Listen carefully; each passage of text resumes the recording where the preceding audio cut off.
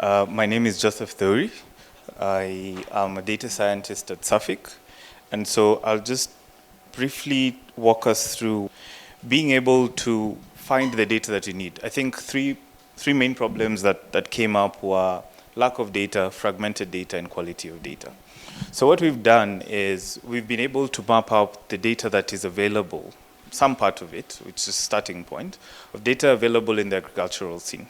So what I have here is the Suffolk website. So I'm just going to show you where you can get it so you can actually practically play with the tool, see what it is about, and even give suggestions on how to improve it.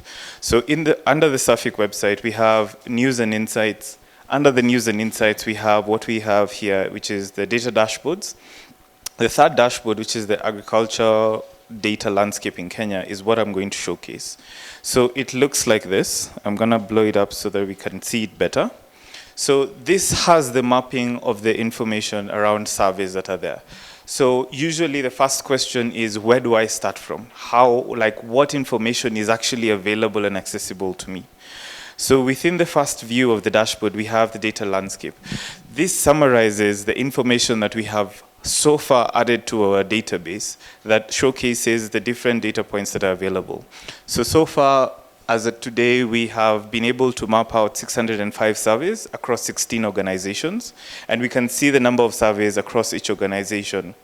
We also get to see basically the access controls that have been put into those surveys. So we know some of them are public, anyone can access. Some of them you have to request for access, and others are private. So we've been able to map that out, and in the table below, you can actually see who is holding that data. So the organization name, the survey itself, whether it's access controlled or not, and when it was collected. And we've also added a link to that specific survey such that you can actually click on it, and what will happen is it will take you to the organization's page to show you the survey that we have actually been able to map. So what we're doing necessarily is not storing the data, but rather we're taking the metadata and mapping it, allowing people to access the information and know what is available out there. And later this can be then used to build the synergies that we want to have. So this is an example of one of the surveys. And then the really interesting bit now is, beyond just knowing what is available, is being able to see the information itself, right? So what I have here is a dashboard that shows us how we can map the different information that is contained within each of the different surveys. So we talked about indicators. The indicators is a source of information that we have. So far, this is just a small sample that has 24 of our surveys, so we're indexing the whole database, and later this will be available.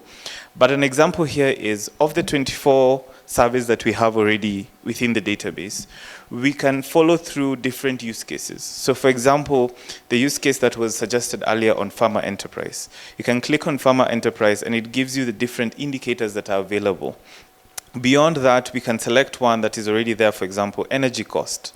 So within energy cost, we can click on it, and it shows you all the different surveys that are available around energy cost and who primarily holds this kind of data.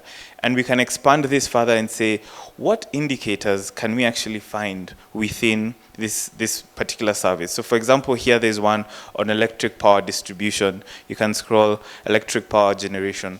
And it's not static. It is something that you can build your own journey. So for example, this is one that is mapped from the use case.